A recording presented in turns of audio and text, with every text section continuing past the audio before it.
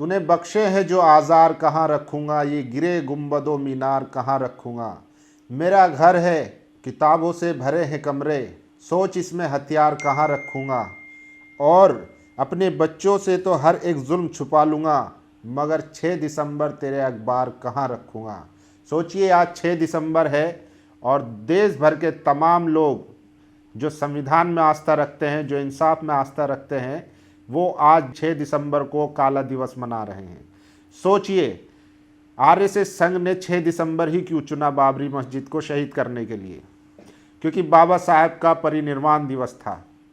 इसीलिए 6 दिसंबर का दिन तय किया गया ताकि बहुजन समाज बाबा साहब को याद करता है।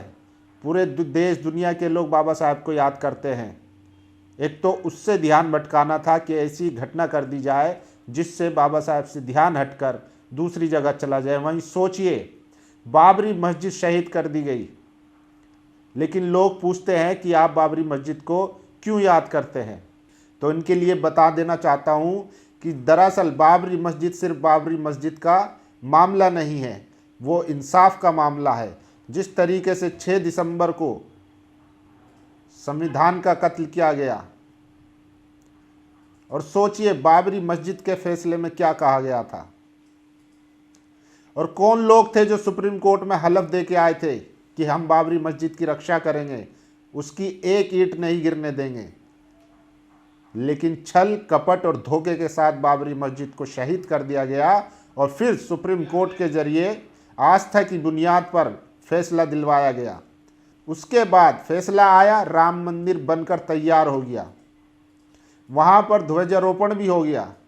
लेकिन क्या आपको पता है उस फैसले में जो मस्जिद के लिए जगह दी गई थी, सुप्रीम कोर्ट ने कहा था कि राज्य सरकार दे। उस मस्जिद का अभी तक क्या हुआ, बुनियाद तक नहीं डली है उस मस्जिद की।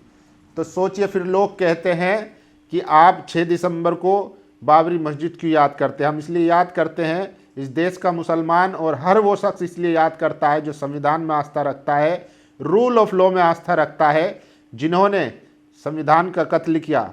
भारत के सुप्रीम कोर्ट का बाबरी मस्जिद पर फैसला, बाबरी मस्जिद को गिराना गैर कानूनी था, हिंदू मंदिर तोड़े जाने का कोई सबूत नहीं मिला, जन्म स्थान का कोई धार्मिक सबूत नहीं मिला। कोर्ट ने माना कि मुसलमानों का सदियों से उस जगह पर कब्जा था। पक्के सबूत ना होने के बावजूद आस्था को मान लिया गया। सच कभी मिटता नहीं, यादें कभी कमज़ोर नहीं होती। 6 दिसंबर को ब्लैक डे मना रहे हैं मुसलमान। सोचिए, और ये वो 5 जज हैं जिन्होंने आस्था की बुनियाद पर फैसला दिया। बहुसंख्यक समाज को खुश करने के लिए इन्होंने संविधान पर चाबुक चलाया। फिर क्या हुआ इनको देखिए, सोचिए, इसमें एक गगोई साहब है, राज्यसभा चले गए, बोबड़े साहब है, मौज मार रहे हैं, चंद्रचूड़ साहब है, एस नज़ीर हैं। तो ये वो लोग हैं जिन्होंने संविधान को कमज़ोर करने में अपनी अहम भूमिका निभाई है। और सोचिए देश भर का मुसलमान जो है आज बाबरी मस्जिद को याद कर रहा है। और साथ ही साथ एक बड़ी खबर आपको बता दें कि इस टाइम बंगाल के मुर्शिदाबाद में लाखों लोग जो है बाबरी मस्जिद के लिए नींव रखने के लिए पहुंच रहे हैं।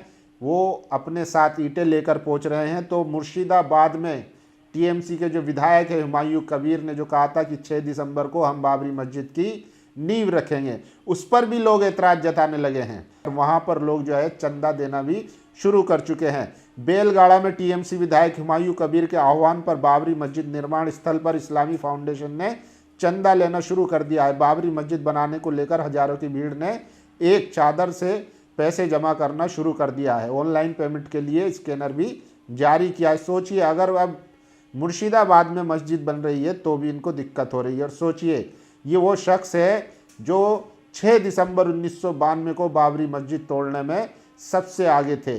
आंचल सिंह हैं, आज इनके साथ क्या रहा है वो भी सुन लीजिए। वो बाबरी की दीवार पर चढ़ने वाला पहला शख्स थे। जय श्री राम के उद्घोष के साथ मस्जिद तोड़ना शुरू किया और थोड़ी देर बाद गुंबद का एक हिस्सा भरभरा गिरा। आंचल भी गिर गए और फिर जब होश आया तो उंगलियां बेकार हो गई, दोनों पैरों से लाचार हो गए, ना खड़े हो सकते थे ना कोई काम कर सकते थे, आधे शरीर से अपाहिज हो चुके थे। इस बात को 26 साल हो गए, लेकिन किसी संगठन वालों ने मदद तो दूर की बात है एक गिलास पानी तक को नहीं पूछा। इनकी 5 बेटियां हैं, घर का खर्चा अपनी पत्नी मजदूरी करके चलाती है। सोचिए जिन लोगों ने बाबरी मस्जिद शहीद की और सबसे आगे थे SC ST OBC के बहुजन, आज वो कहाँ पर हैं और जिनका एजेंडा था वो मलाई कौन खा रहा है, वो भी आपको सोचने की ज़रूरत है। और देखिए 2022 की बात है, तब अशोक वर्मा जी ने सवाल किया था कि लोग हर 6 दिसंबर को कहते हैं हम बाबरी नहीं भूलेंगे, भूलेंगे नहीं तो क्या हिंसा करेंगे। ये भी एक परसेप्शन फैलाया जाता है कि हर 6 दिसंबर को जो है लोग इसको याद ना करें, इससे भी सांप्रदायिकता बढ़ती है। लोग सोचते हैं कि क्या फिर से मुसलमान हिंसा करेंगे।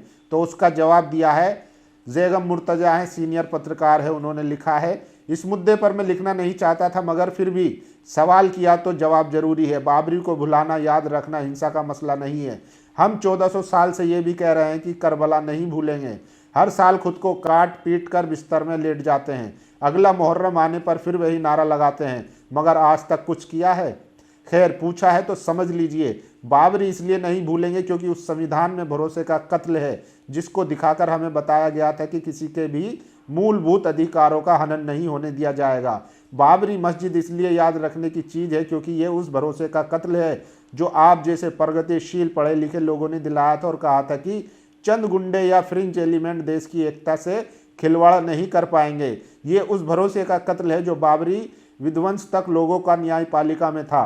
बाबरी हमें याद दिलाती है कि अल्पसंख्यक अल्पसंख्यक है और बहुसंख्यक बहुसंख्यक है। जब भी समय पड़ेगा कोई ना बचाने आएगा और ना साथ देने। इसलिए इस झांसे में अब कभी ना आना कि तुम्हारा कोई कुछ नहीं बिगाड़ सकता। बाबरी को इसलिए भी याद रखना पड़ता है क्योंकि आपके फ्रिंज एलिमेंट काशी से मक्का तक की 3700 मस्जिदों की लिस्ट लहराते हुए घूम रहे हैं। और अंत में हमें ये यूं भी याद रखना पड़ता है कि अगली घटना के बाद हमें पिछली घटना को भुलाने की टाइमलाइन भी तो बनानी है। बाकी याद रखने का अधिकार सिर्फ सबल को है। आप औरंगजेब, बाबर, खलजी और हमारी औकात याद दिलाते रहिए। हम बाबरी, हाशिमपुरा, गुजरात, मुंबई, दिल्ली, जम्मू, हैदराबाद, काशी, मथुरा सब भूलते चले जाएंगे। जेगम मुर्तजा हैं, सीनियर पत्रकार, इन्होंने ये लिखा है। आप सोचिए कैसे लोग अब मुसलमानों से कह रहे हैं कि आप बाबरी को याद भी मत कीजिए, जबकि सारे सबूत है, सुप्रीम कोर्ट ने सब माना है, उसके बावजूद भी आस्था के बुनियाद पर यह फैसला दिया गया था। और सोचिए, बाबरी मस्जिद के फैसले पर सबसे चुभने वाली बात थी कि सबूत दोनों तरफ बराबर नहीं थे। तो सोचिए, फैसले पर भी सवाल उठाया जा रहा है। और देखिए, आज जो है पश्चिम बंगाल के मुर्शिदाबाद में बाबरी मस्जिद की नींव डालने के लिए मुअज्जिन ने हज़ारों लोगों को संबोधित करते हुए अजान दी।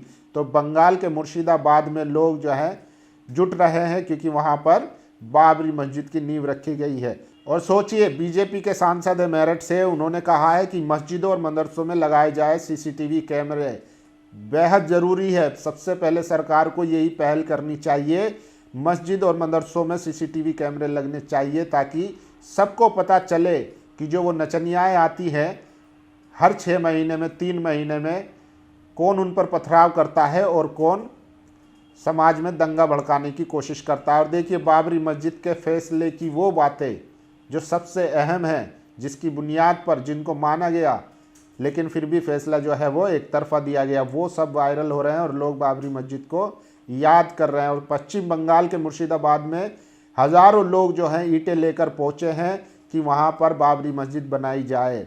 और सोचिए, ये वो दिन है जब कलंकित हुआ था सारा देश। इंडिया टुडे की ये मैगजीन का फ्रंट कवर पेज है। सोचिए कैसे उस टाइम पत्रकारिता होती थी और आज नाम लेना दुश्वार है, मुसलमानों को साइड लाइन कर दिया गया है। और सोचिए, जो लोग कहते हैं कि बाबरी मस्जिद को याद क्यों करते हो, सोचिए इसलिए याद करते हैं, अयोध्या हुई हमारी अब मथुरा की बारी। उत्तर प्रदेश के मथुरा में 3 दिसंबर को बाबरी मस्जिद विध्वंस की याद में आगामी शौर्य यात्रा से पहले हिंदुत्ववादी संगठन के सदस्यों ने अयोध्या हुई हमारी अब मथुरा, शाही ईदगाह की बारी, ये नारे लगाते हुए पोस्टर लगाए गए थे। तो विश्व हिंदू परिषद जो है वो अपनी तैयारी में है और लोग पूछते हैं कि बाबरी को क्यों याद करते हैं। तो अब ये मथुरा और काशी, जबकि बाबरी मस्जिद का जो डिस्प्यूट चल रहा था उस वक्त ये बात उठी थी कि बाबरी मस्जिद ये आखिरी मस्जिद होगी जिस पर जजमेंट आएगा, इसके बाद जो स्ट्रक्चर जहाँ होगा वो वैसा ही रहेगा। लेकिन ये लोग न संविधान को मानते हैं, न कानून को मानते हैं, न अदालत, न सुप्रीम कोर्ट, किसी को नहीं मानते हैं और ये फिर से तैयारी कर रहे हैं। तो क्या मुसलमान खामोश रहकर सिर्फ इसलिए क्योंकि बहुसंख्यक समाज चाहता है कि वहाँ पर मस्जिद थी, तो क्या सबूत, कानून, नियम सब उठाकर रख देंगे? कल को कोई आकर कहेगा कि हमारे घरों पर कब्जा करेगा और हमें उसको दे देना चाहिए। ये उन लोगों से सवाल हैं जो कहते हैं और सोचिए, हैदराबाद में बाबरी मस्जिद शहीद किए जाने की बरसी पर मुस्लिम महिलाओं ने एक खास कुनूत नाजिला दुआ पढ़ी, जो मुश्किल समय में अल्लाह की रहमत, इंसाफ और राहत के लिए दिल से की जाने वाली दुआ है। तो लोग जो है आज याद कर रहे हैं किस तरीके से भारतीय मुसलमानों के साथ नाइंसाफ़ी हुई, और इस बात का गवाह सुप्रीम कोर्ट है। और देखिए, ये हैं बीजेपी के विधायक राजस्थान से, ये अब कह रहे हैं कि काशी मथुरा बाकी नहीं, अब नज़दीक है। राजस्थान के सीकर में 27 नवंबर को हिंदुत्ववादी पार्टी के विधायक ने एक धार्मिक कार्यक्रम में बोलते हुए अयोध्या तो एक झांकी है, मथुरा और काशी अभी बाकी है का नारा लगाया और दावा किया है कि वो इस लक्ष्य को हासिल करने के करीब है। उन्होंने आगे कहा कि आज विधर्मियों की आबादी 48 करोड़ की है, तब उनका अत्याचार मचा पड़ा है, और जब वे 70-80 करोड़ होंगे तो क्या होगा। पूछकर मुसलमानों की आबादी के बारे में डर फैलाया और मुसलमानों द्वारा 1200 सालों से आतंकी जैसे काम करने का दावा किया। सोचिए, ये विधायक हैं जो संविधान की शपथ लेते हैं, लेकिन हिंदू मुसलमान कर रहे हैं, और अब काशी मथुरा की भी बात कर रहे हैं। और सोचिए, ये डराने, इनका सबसे बड़ा फॉर्मूला जो है वो डराते हैं, बहुसंख्यक समाज को डराते हैं कि मुसलमान बढ़ जाएगा। जब मुसलमानों ने, मुगलों ने यहाँ हुकूमत की है, तब हिंदू ख़त्म नहीं हुआ, तब हिंदू महफूज था। लेकिन आज जब बहुसंख्यक समाज पावर में है, सत्ता में है, और मुसलमान जो अल्पसंख्यक है 20% लोगों को से डराया जाता है, और लोग बड़ी आसानी से इस जाल में फंस भी जाते हैं, अपनी अकल का इस्तेमाल नहीं करते। सोचिए कितना खतरनाक है। और आज देश भर में बाबरी मस्जिद को याद किया जा रहा है, और वहीं बंगाल में हुमायूं कबीर टीएमसी के विधायक, उन्होंने नींव रखी है, और वो वहाँ पर लाखों लोग जो है पहुँच रहे हैं, चंदा जमा करना शुरू कर दिया है। तो ये बड़ी खबर थी। और अब देश भर में पोस्टर लगाए जा रहे हैं कि मथुरा काशी अब बाकी है, वो भी नज़दीक आ गया है। बाकी आप लोगों की क्या राय है, अपनी राय जरूर दीजिए। शुक्रिया। दस्तक की आपसे गुजारिश है कि अगर इसको बचाना चाहते हैं तो नेशनल दस्तक को सब्सक्राइब करने के लिए रेड कलर के सब्सक्राइब बटन को दबाएं, फिर बेल आइकन की घंटी दबाएं। नेशनल दस्तक को बचाने के लिए बहुत जरूरी है कि हर खबर को शेयर करें, लाइक करें, कमेंट जरूर करें।